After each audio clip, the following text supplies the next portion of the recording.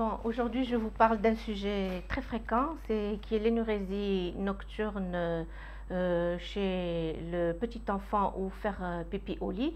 Bon, on va dire, c'est un phénomène qui est très très fréquent dans l'enfance. Ce n'est pas en soi une maladie, à condition qu'il ne soit pas associé à d'autres symptômes. Donc, on parle d'énurésie nocturne, c'est-à-dire isolée, idiopathique, c'est-à-dire faire pipi au lit sans qu'il n'y ait de problème le jour. Et il faut savoir qu'on ne parle pas de maladie véritablement, mais on parle d'un trouble fonctionnel, c'est-à-dire qu'il y a un retard de la maturation, on va dire, de la continence ou du fait de maîtriser son pipi. Et on ne parle d'enfant énurétique que lorsque l'enfant a dépassé 6 ans. Juste pour vous rappeler très sommairement ou très brièvement les étapes du développement physiologique de la continence, enfin de la maîtrise du pipi, il faut savoir que la vessie va fonctionner sur un mode automatique de la naissance et ça va, on va dire, sa compliance ou sa capacité va augmenter au fil du temps. Et l'enfant, on va dire, son axe neurologique, sa vessie, va être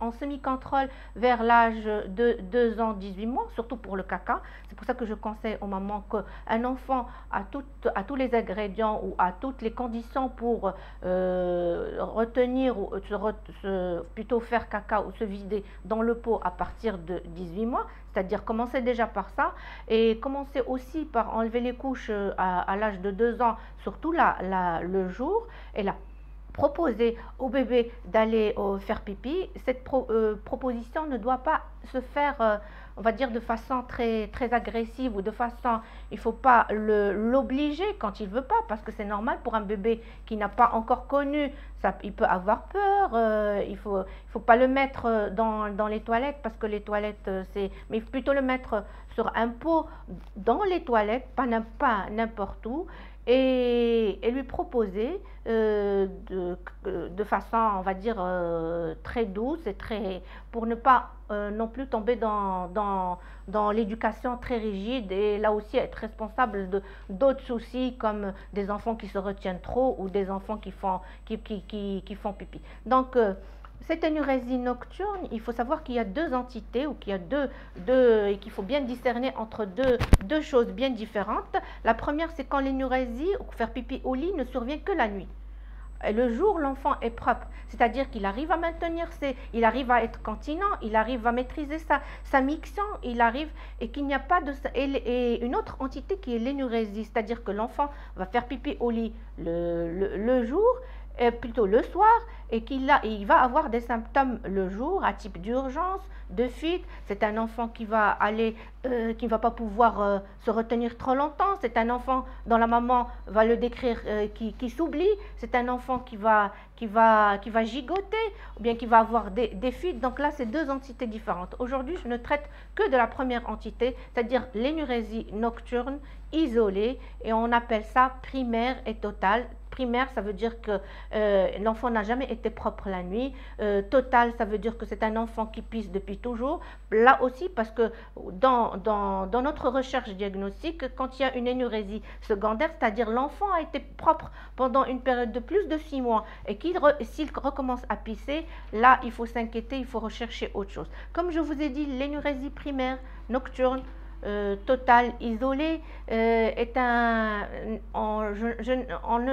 ce n'est pas une maladie, mais c'est un retard de maturation ou un trouble fonctionnel de la miction qui peut guérir spontanément, enfin qui peut partir, pas guérir parce que c'est pas une maladie, qui peut partir spontanément parce que l'enfant va grandir, comme il peut durer parce qu'il y a peut-être des erreurs de savoir-faire quant à la miction, parce qu'il y a un facteur génétique. Il y a beaucoup d'enfants énurétiques dont les parents ont été énurétiques, dont le frère et sœur sont énurétiques ou dont le cousin sont énurétiques, là aussi c'est des facteurs prédisposants.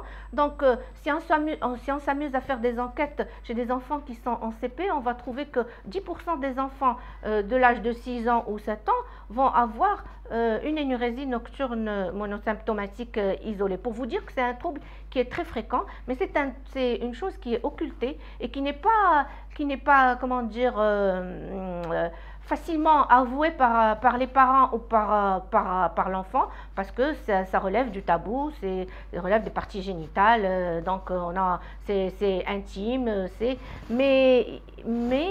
mais c'est peut-être, peut-être que ça a une connotation légère de dire un trouble mixtionnel, mais les conséquences peuvent être très, très, très lourdes et peuvent être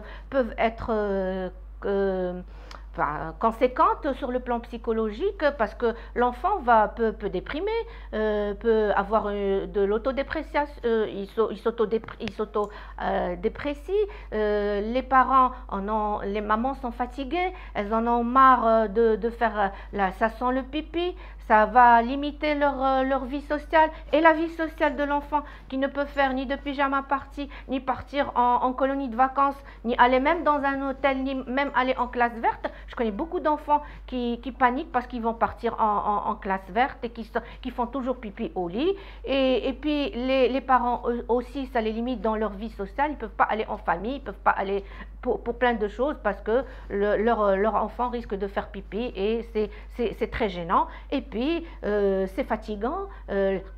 Ça coûte en lessive, ça coûte en effort, ça coûte en plein de choses. Donc là, pour vous dire aussi que c'est pas, bien que ce soit un trouble mixtionnel qui soit très fréquent, mais pour vous dire qu'il doit être traité, et un enfant au-delà de 5-6 ans qui continue à faire pipi au lit le soir doit consulter chez un médecin, chez un pédiatre ou chez un spécialiste pour qu'il puisse l'aider et l'aider à maturer sa miction. Donc là, bon, comme je vous l'ai dit, les causes, c'est plusieurs. D'abord, comme je vous l'ai dit, les facteurs génétiques. On peut être enfant, on est tous tributaires de nos gènes. On peut être enfant d'énurétique et être malheureusement aussi énurétique. On est bien les enfants de nos parents.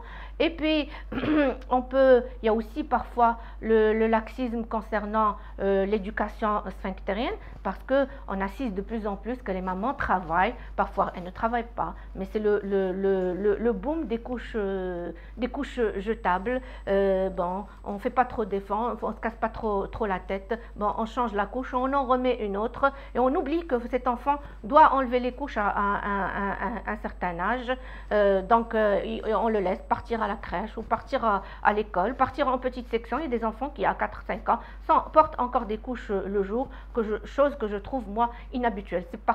C'est comme ça quand on va dire qu'on les aide pas à faire leur maturité, qu'on les aide pas à compléter leur maturation physiologique ou non. Une des deux. D'abord, il y a aussi la façon de boire. Si on boit beaucoup d'eau le soir et qu'on n'en boit pas suffisamment le jour, on peut aussi être énurétique.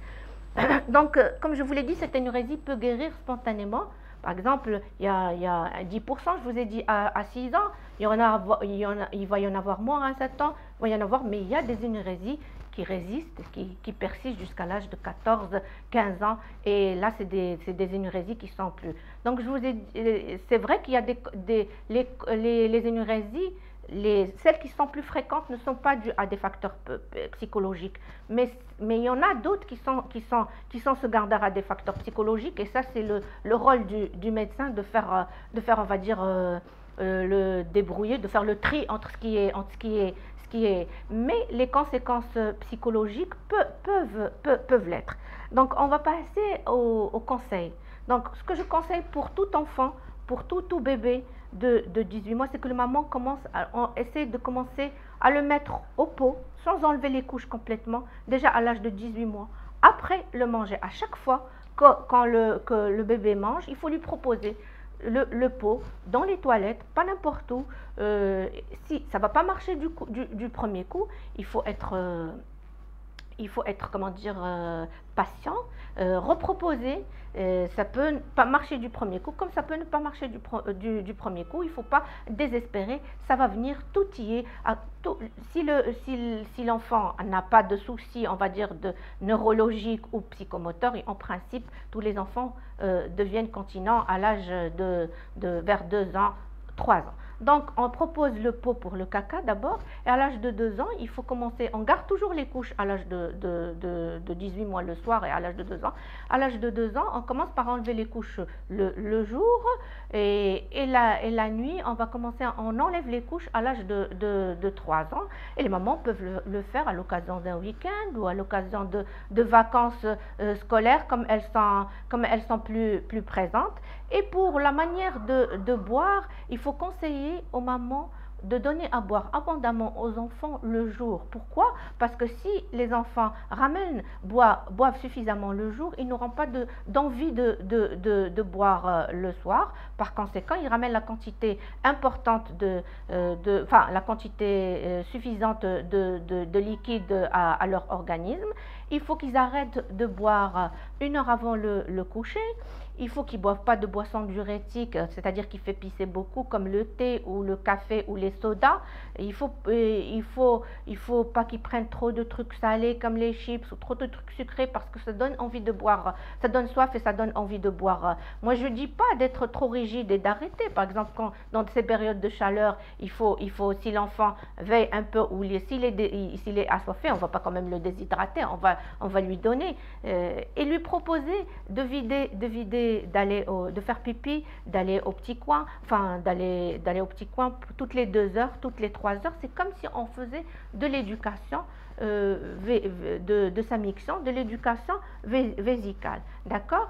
Et 1 heure avant le coucher, on arrête tout ce qui est liquide, comme eau, comme jus, comme lait, comme bouillon, comme soupe, comme fruits diurétiques, les pastèques, le melon, les oranges, tout ce qui fait pisser, on arrête. Et au coucher, on demande au bébé, au petit enfant de faire pipi et de s'endormir. Moi, je ne conseille pas de réveiller l'enfant fréquemment, parce que c'est très perturbant et pour les parents. Il faut un réveil, peut-être qu'on ne va pas dormir, on va attendre l'heure il faut le réveiller. Non, attention, il faut le réveiller.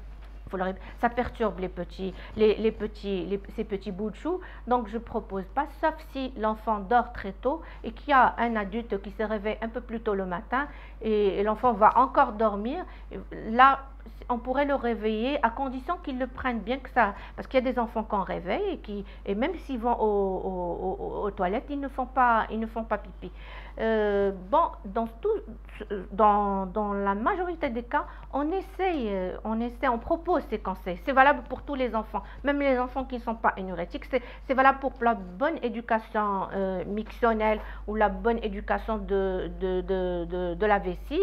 Il faut pas qu'ils soient aussi constipés, et pour qu'ils ne soient pas constipés, il faut qu'ils boivent beaucoup d'eau, il faut qu'ils prennent beaucoup de fruits, on en traitera peut-être dans un autre chapitre, le volet constipation. Et puis, donc, si ça marche, c'est ok, c'est parfait. Si ça ne marche pas, il faut savoir qu'on ne donne de traitement médicamenteux qu'au-delà, qu'on ne considère, entre guillemets, que l'énurésie est pathologique ou doit être traitée qu'au-delà de 6 ans.